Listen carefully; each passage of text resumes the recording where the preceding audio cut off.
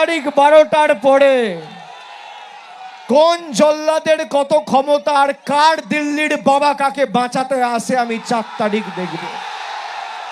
যারা ভাবছে মিতালির উপর কারা চড়াও হয়েছে আমরা জানি না, সমাজশ্রীর স্বামী সৌমেন পাল, দোলন, এই 4 জন প্রাথমিকভাবে যুক্ত আমার কাছে খবর রয়েছে। আরো যারা যুক্ত সামনের সিসিটিভি ক্যামেরা দিয়ে বেছে বেছে বার করব। একটা এসসি মহিলা, তপশিলি মহিলা, তার গায়ে যারা হাত দিয়েছে 4 তারিখে তৃণমূল আরামবাগ জিতুক বা হারুক। আমরা গতবারও আরামবাগ হেরেছিলাম, গোঘাট হেরেছিলাম, খানাকুল হেরেছিলাম, পুরসুরা হেরেছিলাম, কিন্তু উদারতা পার পেয়ে গেছিলে। এবার আমি নিজে দায়িত্বে থাকব। 4 তারিখ 12টার পরে কোন জল্লাদের কত ক্ষমতা আর কার দিল্লির বাবা কাকে বাঁচাতে আসে আমি 4 তারিখ দেখব।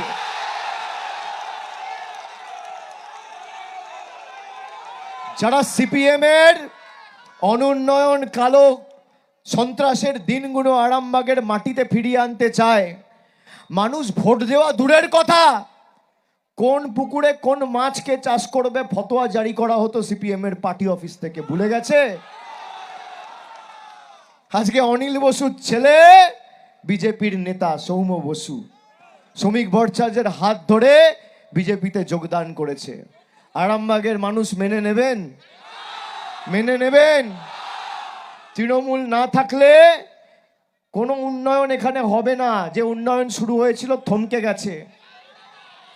এখানে এমন একজনকে দল প্রার্থী করেছে যে মাটির মানুষ। মিতাবাগের জীবনযাপন আপনারা দেখেছেন, সারাক্ষণ মানুষের জন্য কাজ করে। আমরা তো অন্য লোকেদের প্রার্থী করতে পারতাম, মাটির মানুষকে কেন করেছি? যে আরামবাগে তৃণমূল জিতবে নিয়ে কোনো সংশয় নেই, কিন্তু পরিষেবা যাতে আগামী 5 বছর মানুষ পায় সেটাও সুনিশ্চিত করার দায়িত্ব আমার। আর আমার কথা যারা সমাজ মাধ্যমে শুনছেন, আমি অনুরোধ করে যাব, মাথা উঁচু করে ভয়কে জয় করতে হবে। যদি কেউ ভয় পায় তাকে 5 বছর সেই সিপিএম এর হাড়মাদরা ভয় দেখাবে। আর আজকে 27, কালকে 28, পরশু 29, 2 দিন। 28 আর 29 যদি ভয়কে জয় করেন তাহলে 5 বছর আরামবাগে শান্তি বিরাজ করবে। যে ভয় পায় তাকেই ভয় দেখানো হয়। আমি দায়িত্ব নিয়ে আপনাদের বলে যাচ্ছি, যারা আজকে এই আক্রমণের সাথে যুক্ত আছে তাদের জীবনে আগামী দিন খুব কঠিন হতে চলেছে। আমি সতর্ক করে গেলাম। আমি খালি আরামবাগবাসীকে বলবো, ভোটটা এমন ভাবে দেবেন 4 তারিখের পর যেন বিজেপির পতাকা ধরার লোক এই আরামবাগে না থাকে।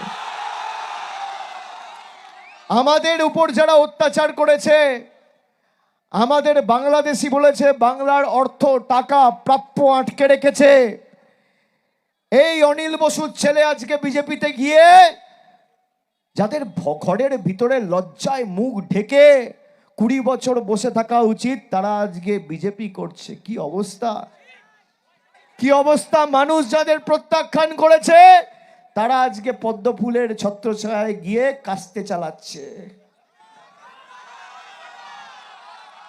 ভুলে গেলে হবে? সিপিএম এর অত্যাচার ভুলে গেলে হবে? নতুন বোতলে পুরনো মদ, বোতলটা নতুন, মদটা পুরনো। আমি আপনাদের কথা দিয়ে যাচ্ছি, আরামবাগের, গোঘাটের যারা আমার কথা শুনছেন, খানাকুল, পুরসুরা, এই 4টে বিধানসভা তৃণমূলকে জেতান, আরামবাগকে আলাদা জেলা তৃণমূল সরকার করবে। 4টে বিধানসভা থেকে এই তৃণমূলকে জেতান। আপনাদের দীর্ঘদিনের দাবি মান্যতা দিয়ে 5 বছরের মধ্যেই প্রতিশ্রুতি পূরণ তৃণমূল করবে।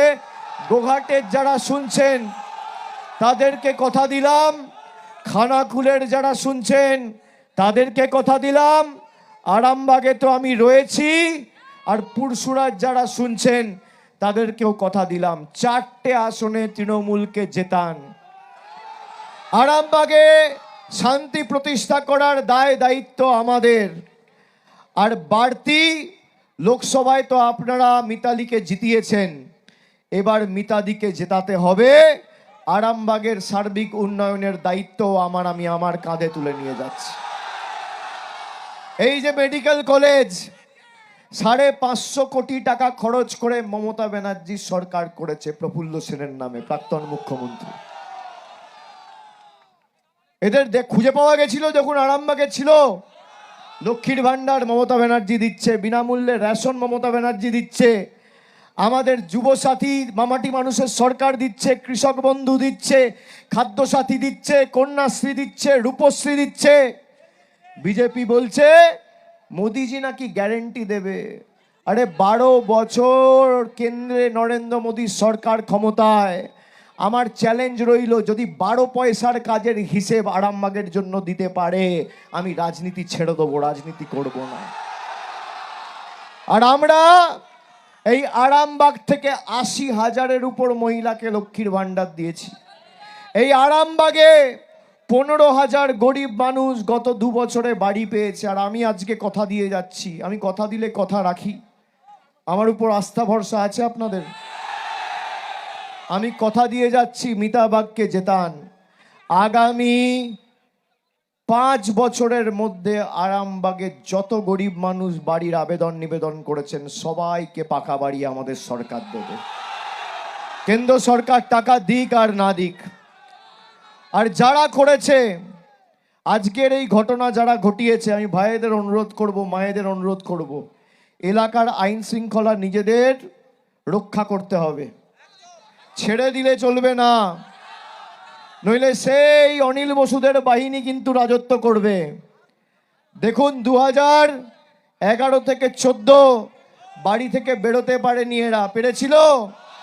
যেই বিজেপি ক্ষমতায় এসছে, সিপিএম এর হাড়মাতদের অল্প অল্প করে অক্সিজেন দিয়ে এখন নেতা তৈরি করেছে।